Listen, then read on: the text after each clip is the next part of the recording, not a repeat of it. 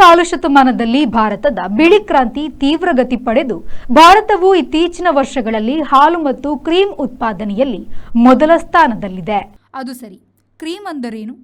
Cream ಎನ್ನುವುದು ಹಾಲಿನ ಕೊಬ್ಬಿನ ಅಂಶವನ್ನು ಪ್ರತ್ಯೇಕಿಸಿ ತೆಗೆದುದಾಗಿದೆ. ಐಸ್ ಕ್ರೀಮ್, ಕೇಕ್ ಮೊದಲಾದವುಗಳ ಟ್ಯಾಪಿಂಗ್, ಬಟರ್ ಚಿಕನ್ ಮೊದಲಾದ ಆಹಾರ ತಯಾರಿಕೆ ಎಂದು ನೂರಾರು ಬಗೆಯಲ್ಲಿ ಕ್ರೀಮ್ ತಯಾರಾಗುತ್ತದೆ. ಜಗತ್ತಿನ 22% ಹಾಲು ಮತ್ತು ಕ್ರೀಮ್ ಉತ್ಪಾದನೆ ಭಾರತದಲ್ಲಿ ಆಗುತ್ತದೆ. ಅಮೂಲ್, ಮದರ್ ಡೈರಿ, ನಂದಿನಿಗಳು ಲೋಕಪ್ರಿಯ ಎನಿಸಿದೆ. ಕ್ರೀಮ್ನಲ್ಲಿ 40% ಫ್ಯಾಟ್ನ ಹೆವಿ, 34% ಫ್ಯಾಟಿನ ಸ್ಕಿಮ್ಮಡ್, 23% ಫ್ಯಾಟ್ ಹೊಂದಿದ ಲೈಟ್ ಕ್ರೀಮ್ಗಳಿದ್ದು ಮಾರುಕಟ್ಟೆಗೆ ಬರುವುದು ಕ್ಲಾಟಿಶ್ ಬಗೆಯಾಗಿಸಿದ್ದಾಗಿದೆ. ಭಾರತದಲ್ಲಿ ಪ್ರತಿ ವರ್ಷ 23 ಕೋಟಿ ಟನ್ ಹಾಲು ಉತ್ಪಾದನೆಯಾಗುತ್ತದೆ. ಕಳೆದ ದಶಕದಲ್ಲಿ ಭಾರತವು ಹಾಲು, ಕ್ರೀಮ್ ಉತ್ಪಾದನೆಯಲ್ಲಿ ಯುಎಸ್ಎಯನ್ನು 2ನೇ ಸ್ಥಾನಕ್ಕೆ ತಳ್ಳಿ ಮೊದಲ ಸ್ಥಾನಕ್ಕೆ ಬಂದಿದೆ.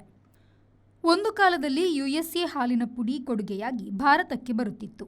ಈಗ ಭಾರತ ಸಹ ಹಾಲಿನ ಪುಡಿಯನ್ನು ರಫ್ತು ಮಾಡುವ ದೇಶವಾಗಿದೆ.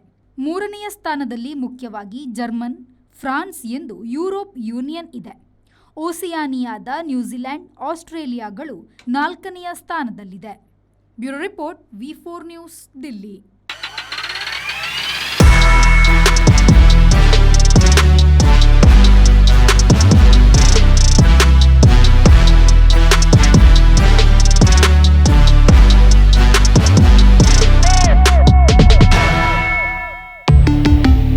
Volkswagen. Volkswagen Mangalore, Airport Road, Yeyadi, Mangalore. Volkswagen.